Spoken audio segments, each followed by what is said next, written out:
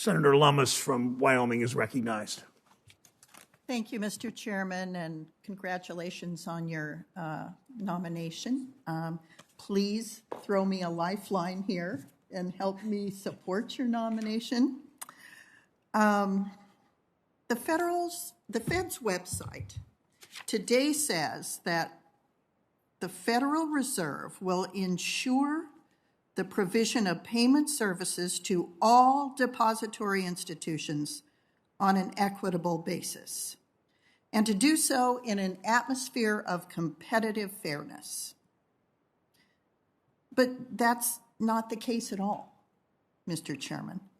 The Fed actually uses substantial discretion in providing master accounts to depository institutions, or denies them by delay, simply starving the master account applicant until it dies.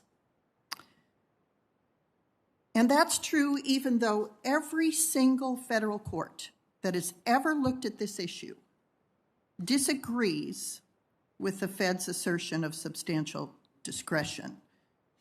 The Greater Buffalo Press and Jet Courier Services cases in the Second and Sixth Circuits found that the Federal Reserve services were, quote, available to all banks. The Fourth Corner Credit Union case in the 10th Circuit from 2017 said the same thing. The Federal Reserve Act says that a depository institution is any institution eligible for deposit insurance. The FDIC says, in General Counsel Opinion 8867, that an entity is a depository institution if it is creating deposit liabilities out of customer assets and is characterized by state law as a bank. As you know, Chairman Powell, I'm terribly concerned about the manner in which Wyoming's special purpose depository institutions are being treated by the Federal Reserve. We've discussed this. What is your reaction to this?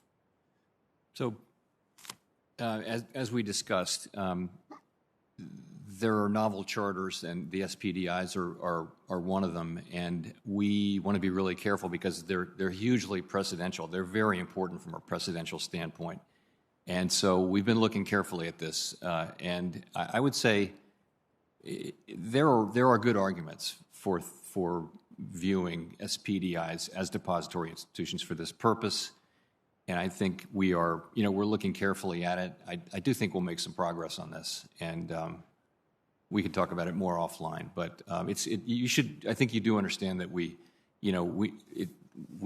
start granting these. There'll be a couple hundred of them pretty quickly, and we have to think about the broader safety and soundness implications. And it's just hugely precedential. That's really why we've taken our time with it, and we appreciate your bringing it to my attention, and so we can continue to talk about it. Well, as you know, it's been well over a year, and I've been stonewalled for well over a year. My state has been stonewalled for well over a year. You know, you mentioned in your testimony today that we can begin to see that the post-pandemic economy is likely to be different in some respects. My job is to represent Wyoming's best interests and to ensure the Fed is preparing itself for the post-pandemic economy and to promote responsible innovation, as you mentioned in your statement. You know, I asked your staff for an update on the SPDI charter last week, and I've yet to receive a response. And as we discussed in December, I believed I would receive a response by today. So my disappointment is profound. My frustration is profound. And for now, I'll just leave it at that. But I will say thank you for your dialogue with Senator Kennedy and Senator Hagerty today.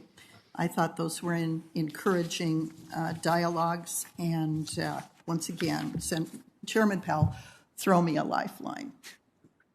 I yield back. Thanks, Senator Lummis. Senator Smith of Minnesota is recognized. Thank you, Chair Brown and Ranking Member Toomey, and welcome to the committee again. Chair Powell, it was, as always, was good to talk with you yesterday.